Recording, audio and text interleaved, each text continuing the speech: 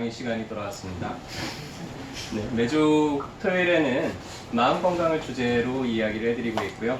오늘은 그 12번째, 구체적으로 우리가 어떻게 주변 사람들하고 좀 소통할 때 어떻게 하면 좋을지에 대한 이야기를 주제로 한번 이야기를 해드릴 거예요. 사람들이 가장 행복을 느낄 때가 언제냐면은 나랑 가까운 사람과 좀 잘 연결되고 잘 소통이 될 때 사람들은 상당히 편안하고 행복하다고 느끼게 된다고 합니다. 네, 여러분들 주변 사람들하고 잘 소통되시나요? 네, 이 장면을 보면 어떤 게 떠오르나요? 너 왜 맨날 하는 게 그따구야? 그러면 너는 뭐가 잘났다고? 이런 장면들이 우리 주변에서는 훨씬 더 자주 벌어지지 않나 싶습니다. 자, 우리가 주변 사람들하고 소통이 되기 어려운 이유 중에 하나가요. 우리가 너 라는 단어를 사용을 하기 때문에 너 왜 그래? 너 그러지 마 라고 너를 주제로 메시지를 전할 때 우리는 되게 그 말을 있는 그대로 듣기가 되게 어려워요. 제가 한번 여러분들한테 말을 하나 해볼 테니까 여러분들 안에서 어떤 느낌이 드는지 한번 느껴보세요. 당신 그렇게밖에 못해?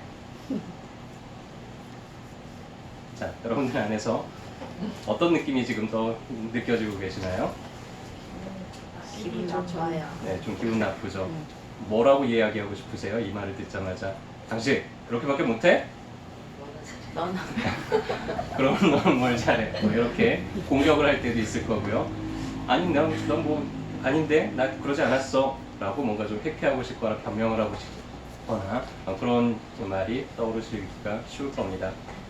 자, 우리 사람은요 동물이에요. 동물한테 있어서 가장 중요한 거는 일단 생존입니다. 안전한, 내가 잘 안전하게 살아남을 수 있다는 게 모든 동물에 있어서는 가장 첫 번째예요. 그게 해소되고 나서 그 다음에 또 무언가를 할 수가 있죠. 그래서요 모든 동물들은 일단은 자기 영역이라는 게 있어요. 예쁜 고양이를 여러분들이 길거리에서 발견을 했어요. 그래서 고양이를 한번 만져보고 싶어요. 살금살금 다가가는데 어느 정도 거리까지는 괜찮지만 어느 거리 이상 가깝게 가면 고양이가 도망가 버리죠. 새도 도망가 버립니다. 각각 자기가 안전하다고 느끼는 거리라는 게 있어요. 모든 사람들도 마찬가지로 이런 거리가 있습니다. 우리 뇌는 세 가지 층으로 이루어져 있다 그래요. 발생학적으로 보면 가장 먼저 형성되는 게 뇌관입니다. 우리 몸의 생명 활동을 유지하는 데 쓰이고요. 그래서 심장이 뛰고 체온이 조절이 되고 이런 것들이 이 뇌관에서부터 조절이 됩니다. 파충류가 여기까지 발달이 되어 있어요. 그래서 파충류 키워보신 분들은 알겠지만은 그냥 먹고 싸고 자고 이게 다예요. 뭐가 이렇게 길이 들여진다든지 뭔가 나랑 감정이 교류된다든지 이런 느낌들은 파충류하고는 좀 잘 안 될 거예요. 자, 그 다음으로 발달이 되는 게 변연계라고 해서 감정을 느끼는 곳입니다. 그래서 내가 불안하다든지 아니면은 행복하다든지 뭔가 이런 여러 가지 감정들을 느끼는 게 요 변연계예요. 포유류가 여기까지 발달이 되어 있습니다. 그래서 여러분들이 강아지나 이런 걸 키워보시면 뭔가 이렇게 좀 훈련도 되고 뭔가 감정이 서로 좀 통한다는 그런 느낌도 들 거예요. 자, 그리고 이제 영장류, 특히 인간한테 가장 많이 발달이 되는 게 대뇌 피질이에요. 뭔가 좀 이성적인 판단을 하고요, 미래를 계획을 하고 그리고 현실을 좀 냉정하게 이렇게 바라보는 그런 힘이 여기에서부터 나옵니다. 자, 그런데요, 우리가 좀 안전하다고 느껴질 때는 이 이성적인 판단을 할 수가 있는데 내가 뭔가 위협을 받는다고 느낄 때 그때는 이 뇌가 이성이 잠깐 마비가 돼요. 실제로 혈액이 대뇌 쪽으로 공급이 되는 게 아니라 뇌관이나 변연계 쪽으로 우선적으로 공급이 된다고 합니다. 그래서 누가 나에 대해서 이야기를 할 때 사람들은 공격을 받는 느낌을 받아요. 그렇기 때문에 이성적으로 생각을 하기보다는 감정적이나 본능적인 그런 반응들이 나오기가 쉬워집니다. 그래서 뭔가 좀 불안하다고 느껴져 제일 먼저 하는 시도는 싸우거나 아니면 도망가 버리거나, 근데 그마저도 어렵다 그러면 꼼짝 못하고 그냥 얼어붙어 있거나 아무 생각을 못하는 그런 상태가 돼버리게 되죠. 자, 사람들한테도 그래서 각자의 경계를 지켜주는 게 상당히 중요해요.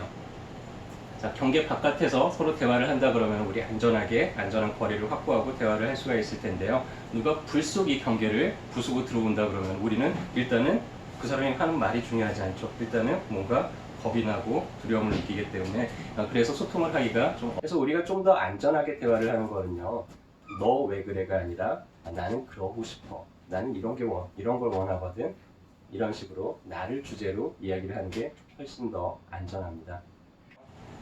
자, 여러분들 한번 같이 해볼까요? 제가 몇 가지 예를 준비를 했는데 이거를 나 메시지로 한번 바꿔보시는 거예요. 넌 너무 이기적이야. 왜 맨날 네 맘대로 하려고 해? 자, 이거를 나 메시지로 어떻게 바꿀 수 있을까요? 이렇게 말을 해보면 어떨까요? 나도 내 의견이 있거든. 내 말도 좀 들어줬으면 좋겠어. 라고 얘기를 하면 훨씬 좀 편하게 들을 수 있겠죠. 넌 허구한 날 왜 이렇게 맨날 말썽이니? 이 말썽꾸러기야. 라고 하면은 듣기가 좀 어렵겠죠. 자, 나를 주제로 메시지를 바꾼다 그러면은 이런 상황을 볼 때마다 엄마가 너무 힘이 들어. 라고 얘기를 한다면은 조금만 더 편하게 들을 수가 있겠죠. 넌 왜 이렇게 게으르니? 게으름뱅이야. 좀 똑바로 좀 하고 살아.